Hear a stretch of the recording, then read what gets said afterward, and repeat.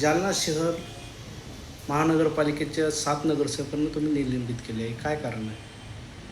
परवा जालना महानगरपालिकेचे इलेक्शन झाले आणि त्यात आमच्या काँग्रेस पक्षाचे नवीन नगरसेवक निवडून आले आणि त्यापैकी आम्ही सर्वांमध्ये फारुख तोंडीवाला म्हणून यांना गटनेते केले आणि यावेळेला 2 मार्च रोजी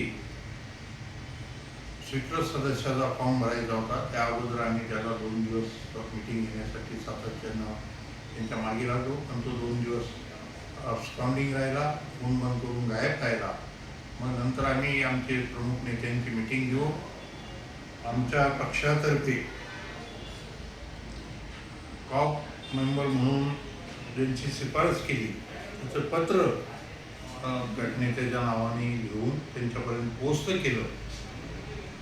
आमचे शहराध्यक्ष अतिक भाई यांनी आणि बदल चौस हे घेऊन त्यांच्यापर्यंत पोहोचले, त्यांना शोधलं, त्यांना पत्र दिलं आणि सकाळी मी माझ्या लेटर हेडवर ह्याच नावाची शिफारस मी आयुक्ताकडे करतो म्हणून सांगितलं.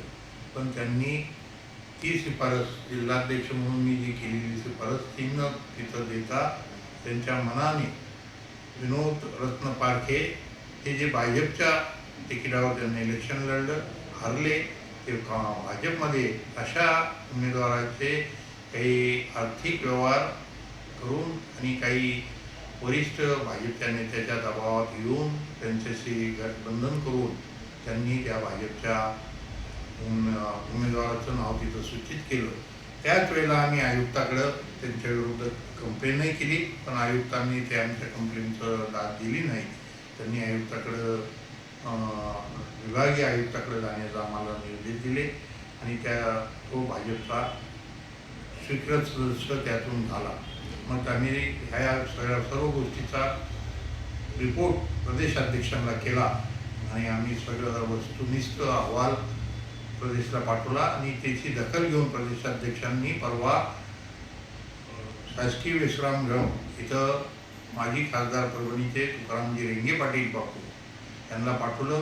प्रत्येकांना नोटीस देऊन त्यांना बोलवण्यात आलं, त्यांचं म्हणणं ऐकून घेतलं आणि त्यातून रेंगे बापूंनी आपला अहवाल काल प्रदेशाध्यक्षाला दिला आणि त्या प्रदेशाध्यक्षांनी त्या अहवालाच्या अनुषंगाने आज ती कारवाई केलेली आहे.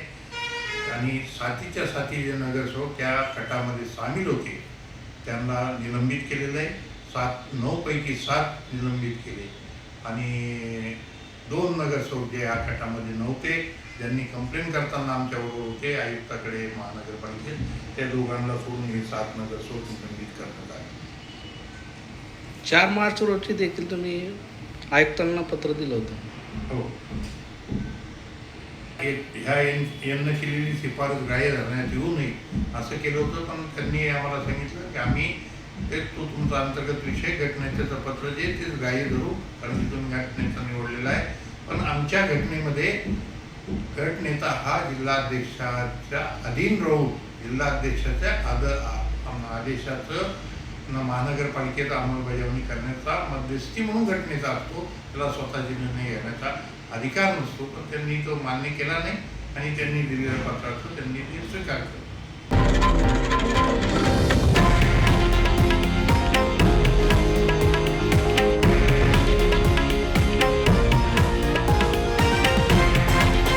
हे आहे देशातील नंबर 1 न्यूज नेटवर्क आणि आपण पाहत आहात TV9 मराठी, एकमेव.